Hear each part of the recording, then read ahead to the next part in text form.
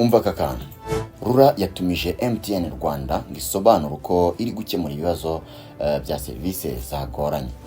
Ibi bije bite rero? Muribuka ku munsi w'ejo niba nawe warafashe telefone yawe ukagura amayinite cyangwa se ukiguriza ugahamagara, wabonye ukuntu byagendaga. Ntago umuntu wapfaga guhamagara umuntu ngo umufatishe, call yarafailingaga ikanga gukunda.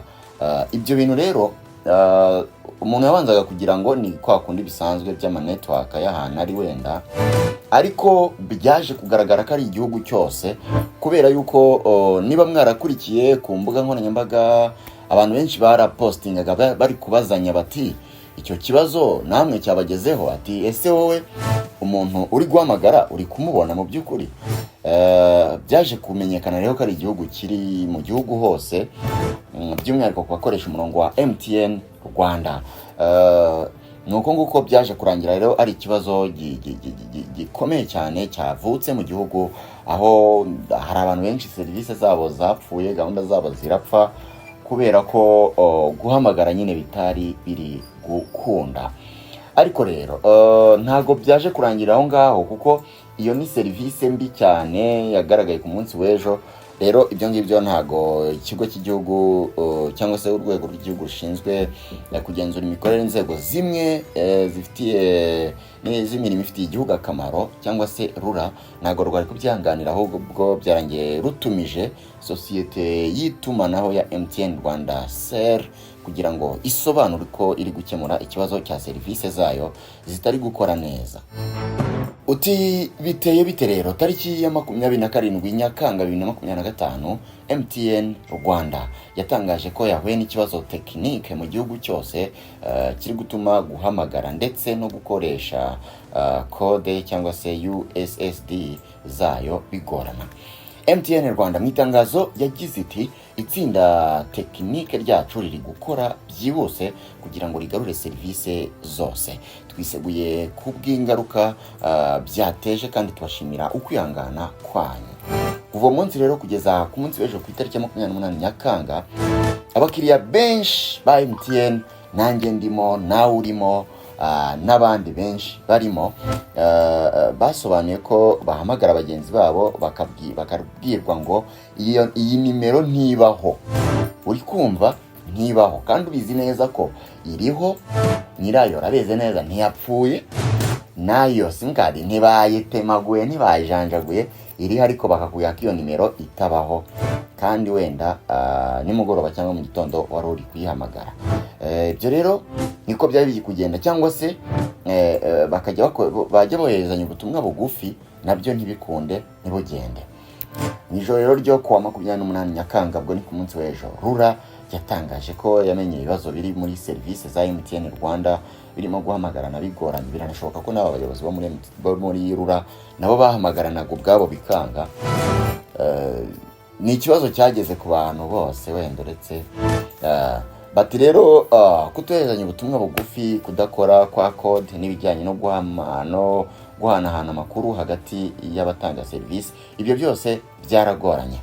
Rura yagize iti nk'uko biteganywa n'amategeko, ubuyobozi bwa MTN bwatumijwe ejo kuwa kabiri saa 3 za mu gitondo kugira ngo haganirwe kuri ibi bibazo no kugaragaza ingamba zifatika zo kunoza ireme rya serivisi no gukumira ko ibibazo nk'ibi byakongera kugaragara. Mu masaa 5 y'ijoro ryo kuwa 28 Nyakanga 2025, MTN Rwanda yatangaje ko ikibazo cyo guhamagara ndetse no kudakora kwa code zayo cyakemutse mu gihugu cyose, inashimira abakiriya bayo ko bihanganye. Ku ruhande rwanjye ibi ngibi Rura yakoze nabishima kubera yuko turi mu gihugu cyashyize imbere icyitwa itangwa rya serivisi zinoze, kuko ari byo bwa mbere bigaragaza isura y'igihugu neza, haba mu Rwanda no hanze yarwo. Ni nabyo bikomeza kuduhesha amahirwe yo kwakira iziriya nama mugenda mubona zikomeye zo ku rwego rwa Afurika no ku rwego rw'isi zibera mu Rwanda.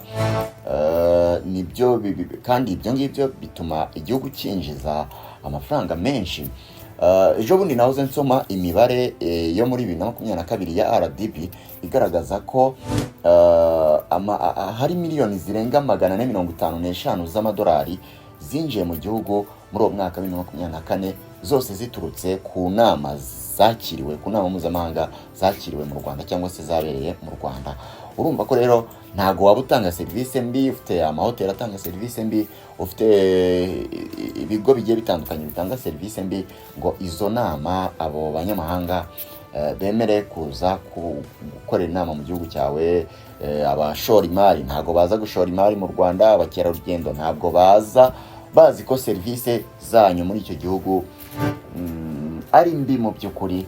Ibyo rero niyo mpamvu RURA rwose ikintu yakoze ndabashimiye cyane, mwamfura mwe mwakoze gutumiza MTN kugira ngo yisobanure, wenda biraza gutuma bashyiramo akabaraga ndetse bakore ibishoboka byose kugira ngo icyo kibazo ntikizongere kubaho.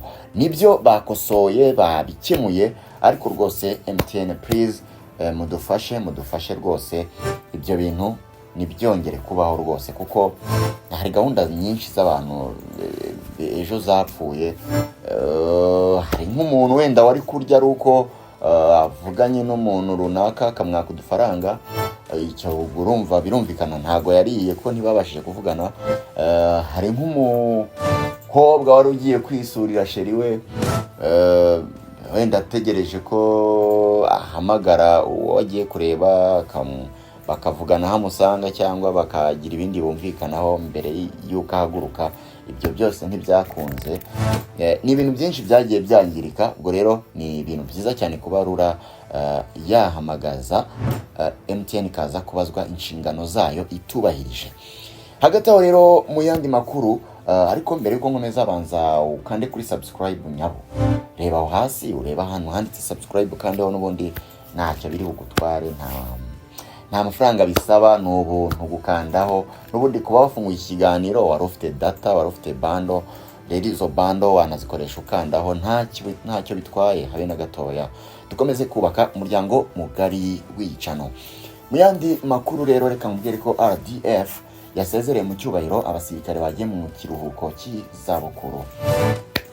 Uti byagenze gute rero? Minisitiri w'Ingabo Juvenal Marizamunda yashimye abasirikare bagiye mu kiruhuko cy'izabukuru n'abarangije amasezerano y'akazi ku musanzu ukomeye batanze mu rugamba rwo guhagarika Jenoside yakorewe Abatutsi no kongera kubaka igihugu ubu kikaba kimaze gutera imbere. Ibi rero yabigarutseho ku munsi w'ejo tariki ya 28 Nyakanga 2025 umuhango wo gusezera mu cyubahiro abasirikare bagiye mu kiruhuko cy'izabukuru n'abamasezerano yabo y'akazi yageze ku musozo. Barozi ko se nabo baba bafite amasezerano y'akazi mu ngabo z'igihugu. Minisitiri w'Ingabo rero Juvenal Marizamunda yashimiye umurimo ukomeye abasirikare bakoreye igihugu mu gihe cyabahamagaye. Ati mwaritanze ku rugamba rwo kubohora igihugu, muhagarika Jenoside yakorewe Abatutsi kandi mugira uruhare rukomeye mu kongera kubaka igihugu cyacu. Mwagize uruhare rutagereranwa mu guteza imbere ingabo z'u Rwanda, z'ingabo zikomeye kandi zikora kinyamwuga haba mu Rwanda no ku rwego mpuzamahanga. Ati umusanzu wanyu by'umwihariko mu gisirikare ntuzibagirana. Yavuze ko kandi nubwo bagiye mu kiruhuko cy'izabukuru, ariko ubumenyi n'ubunararibonye bafite bigikenewe mu iterambere ry'igihugu. Umugaba mukuru w'ingabo nawe General Mubaraka Muganga yashimiye abasirikare bagiye mu kiruhuko cy'izabukuru kubwo bwitange, umurava n'uruhare bagize mu kubaka ibikorwa bigamije kubaka igihugu, ndetse abasaba gukomeza gufatanya n'abaturage mu bikorwa bigamije iterambere. Yagize ati uyu munsi urihariye cyane ku basirikare bitanze batizigama. Ako kantu ko kwitanga mutizigama mujye mugakurikiza nyaboneka. Niba ubona hari ahantu igihugu kigukeneye, itange utizigama, uvuga ngo ndapfa, uvuga ngo ndababara, ndavunika. Yego, kuko nacyo cyarakuvunikiye, iki gihugu cyarakuvunikiye kugira ngo ugeze aho ugeze uyu munsi, ubayeho neza ukomeze uyu munsi. Ndetse no mu ndirimbo y'igihugu harimo akantu kavuga ngo abakurambere b'intwari bitanze batizigama. Ako kantu karimo rwose, urumva ko ni akantu keza cyane dukwiye kujya dutekerezaho, ntibirangire mu kukaririmba gusa. Nibyo rero General Mubaraka Muganga hano yashimiraga abasirikare bitanze batizigama. Abangaba rero yabashimiye ubwitange bagaragaje mu rugamba rwo kubohora igihugu, by'umwihariko no guhagarika jenoside nyine yakorewe abatutsi kugeza ku rugendo rukomeye rwo kongera kubaka igihugu. Yanashimiye kandi abashakanye n'aba basirikare ukwihangana bagaragaje igihe batari bahari, bakita ku miryango ku buryo abasirikare bo bari bari mu kazi barushagaho gukora akazi neza batuje, bavuga bati twasize abadamu bacu inyuma, bazita ku muryango, bazita ku bana mu gihe tuzaba tudahari.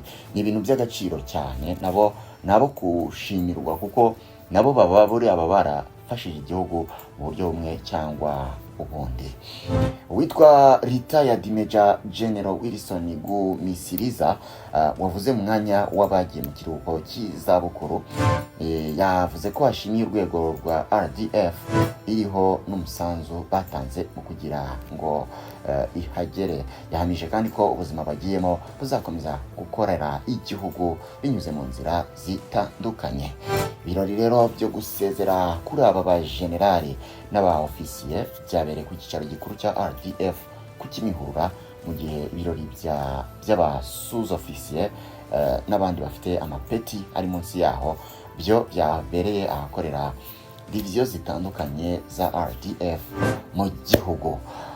Yes, reka rero ngushimire, nkubwire ko aya ariyo makuru nari ngufitiye muri aya masaha. Gusa ntago nanone nasoza nakubwiye ko mu Burusiya, igitero cy'Uburusiya kuri gereza yo muri Zaporizhia cyahitanye byibuza imfungwa 17.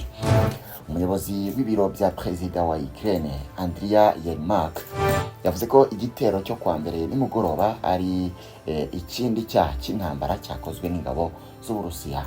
Kuri wa kabiri rero tariki ya 27 Nyakanga, abayobozi ba Ukraine bavuze ko byibuza abagororwa 17 bishwe, abandi barenga 80 bagakomereka nyuma y'igitero cy'indege cy'Uburusiya kibasiye gereza yo muri Ukraine yerereye mu majyepfo y'uburasirazuba bwa Zaporizhia.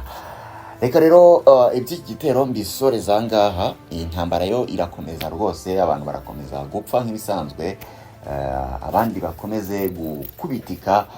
Ibi bihugu byombi birakomeza kumva ni imitsi.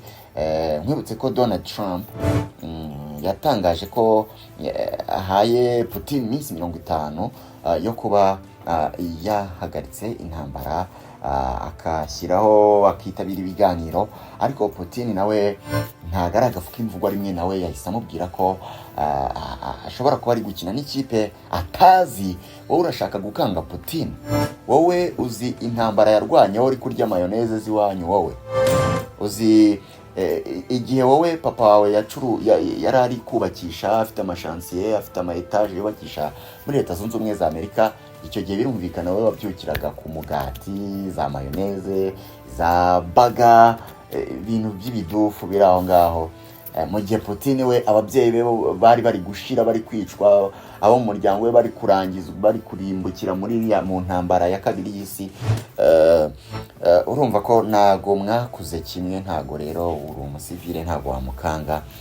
Ubwo ndi kuvuga mu mwanya wa Putin, ntabwo ndi umuvugizi, ariko ndi gutekereza ibyo mu mutwe we yari ari gutekereza ubwo yabonaga Trump yivugisha turiya tugambo. Gusa nanone imbaraga Trump afite ntabwo twazirengagiza, kuko nawe bivugwa ko abasesenguzi mu bya politiki bemeza ko Trump ubu ari nk'aho ari we muyobozi w'isi, nubwo hari abandi batabyumva gutyo. Ariko mu by'ukuri tutabeshyanye, Leta Zunze Ubumwe za Amerika ifite power navuga mu miyoborere n'imitegekere y'isi yose, ku buryo rero nanone ijambo yavuga utarisuzugura cyangwa se ngo uryite umwanda, mugani w'aba bahungu b'ubu ngubu. Reka rero ngushimire wowe wari udukurikiye.